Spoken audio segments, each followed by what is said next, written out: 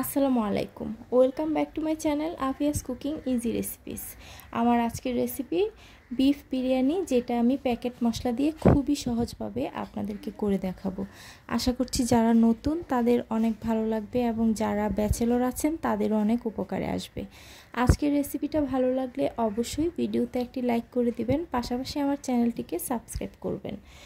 আমি এখানে বিরিয়ানি রান্না করার জন্য 1 কেজি পরিমাণ গরুর মাংস ভালো করে ধুয়ে তারপরে পানিটা ঝরিয়ে নিয়েছি। 1 কাপ পরিমাণ দিচ্ছি পেঁয়াজ কুচি আর হাফ কাপ দিয়ে দিচ্ছি টক দই। 1 চামচ করে দিচ্ছি আদা এবং রসুন বাটা। পরিমাণ মতো দিয়ে দিচ্ছি লবণ, আমি এখানে 1 চা চামচ ব্যবহার করছি। আর দিয়ে দিচ্ছি 1 প্যাকেট বিরিয়ানির মশলা।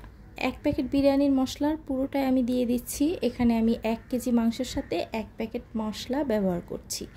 আর দিয়ে দিয়েছি পেঁয়াজ বেরেস্তা আর পরিমাণ মতো তেল। আমি এখানে হাফ কাপের মতো তেল ব্যবহার করছি।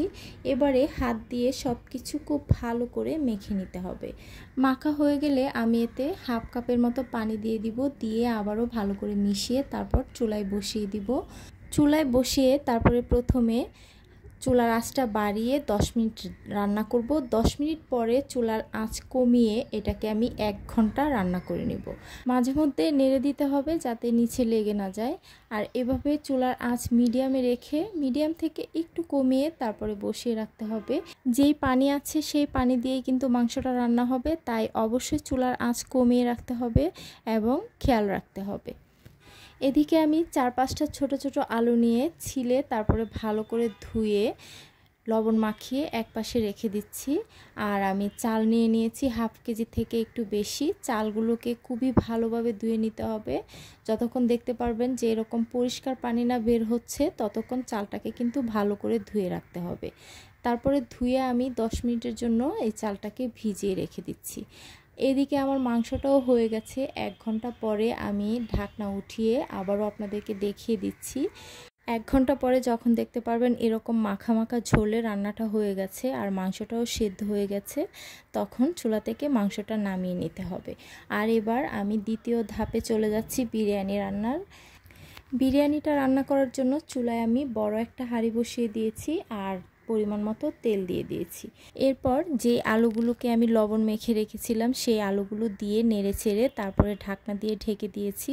আর চুলার আঁচটা অবশ্যই কমিয়ে তারপরে আলুগুলো ভাজতে হবে আর মাঝে মধ্যে ঢেকে দিতে হবে যাতে আলুগুলো ভাজার সময়ই সিদ্ধ হয়ে যায়। এরপর ধুয়ে রাখা চালগুলো দিয়ে ভালোভাবে আরও একটু ভেজে নিচ্ছি। তারপরে এখানে আমি পানি দিয়ে দিচ্ছি। যতটুকু চাল নিয়েছি তার ডাবল আমি পানি দিয়ে দিচ্ছি। ডাবলের থেকে 1 কাপ কম দিচ্ছি, কারণ 1 কাপ আমি লিকুইড দুধ দিয়ে দিব। আর দুধটা দিয়ে আবারও ভালো করে নেড়ে মিশিয়ে তারপর ঢাকনা দিয়ে ঢেকে দিব। আর পানিটা কিন্তু অবশ্যই গরম পানি দিতে হবে। এরপর ঢাকনা দিয়ে ঢেকে দিয়েছিলাম। আর যখন দেখতে পারবেন যে চালটা এরকম পানিটা নিচে চলে গেছে, পানিটা কমে এসেছে, তখন আমি কিছু কাঁচামরিচ দিয়ে দিয়েছি। তারপরে রান্না করা মাংসটা দিয়ে নেড়ে ভালো করে মাংস এবং চাল মিশিয়ে দিচ্ছি। মেশানো হয়ে গেলে তারপরে এখানে আমি বিরিয়ানি ফ্লেভার ব্যবহার করছি।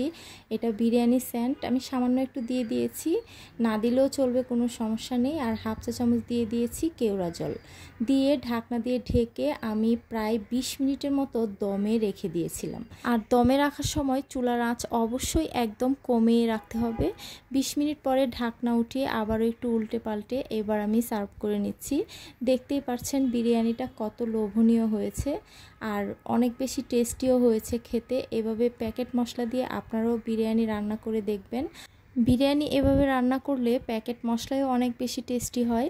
আশা করছি আপনাদের আমার আজকের রেসিপি অনেক ভালো লেগেছে। ভালো লাগলে অবশ্যই ভিডিওতে একটি লাইক করবেন, পাশাপাশি আমার channel Afia's cooking easy রেসিপিকে subscribe করে নেবেন।